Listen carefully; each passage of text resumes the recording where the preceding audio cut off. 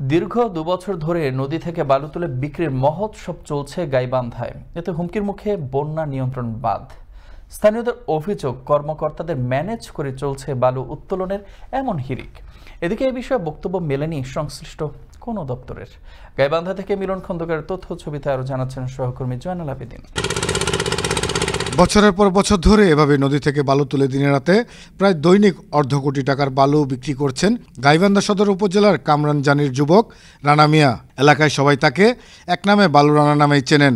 এই বালু দিয়ে সরকারি বেসরকারি ব্রিজ, রাস্তাঘাট ও ভবন নির্মাণের কাজ করেছেন ঠিকাদারেরা। এলাকাবাসীর অভিযোগ, পানি উন্নয়ন বোর্ডের কর্মকর্তাদের ও স্থানীয় প্রশাসনকে নিয়মিত মাসোহারা দিয়ে এই অবৈধ ব্যবসা করে অল্প দিনেই কোটিপতি হয়েছেন বালু খেকো রানা। অথচ দিনে রাতে শত শত বালুবাহী ট্রাক চলাচল করায় ক্ষতিগ্রস্ত হচ্ছে বন্যা নিয়ন্ত্রণ বাঁধ।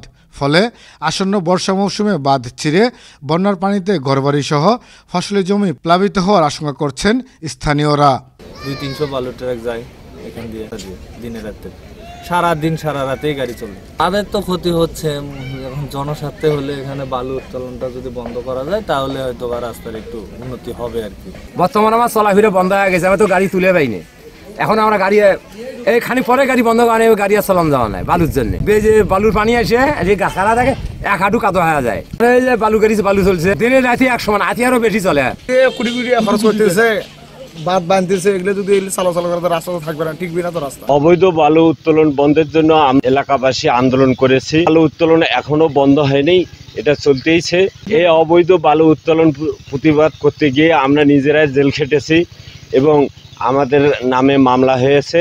প্রশাসন এ ব্যাপারে কোনো পদক্ষেপ আজও নেয়নি। কর্মকর্তারা মাসোহারা খেয়ে এখনো বালু উত্তোলন বন্ধ করে নাই। তাদেরকেই সহযোগিতা করছে। যাদের বাজার করার টাকা ছিল না তারা এখন এই বালু উত্তোলন করে কোটি কোটি টাকার মালিক। এর মধ্যে রানা এবং এর একটা চক্র আছে। আমরা এর সুষ্ঠু বিচার চাই এবং এই বালু উত্তোলন বন্ধ করে এলাকার নদী ভাঙন।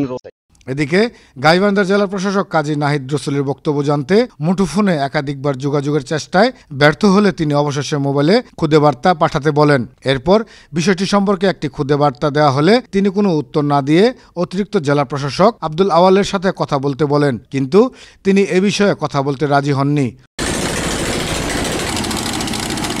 দ্রুত নদী থেকে বালু উত্তোলন বন্ধ করা সহ লাখ লাখ টাকার মজুত করা বালুর নিলামে বিক্রি করে সেই টাকা সরকারি কোষাগারে জমা দেওয়ার দাবি এলাকাবাসীর।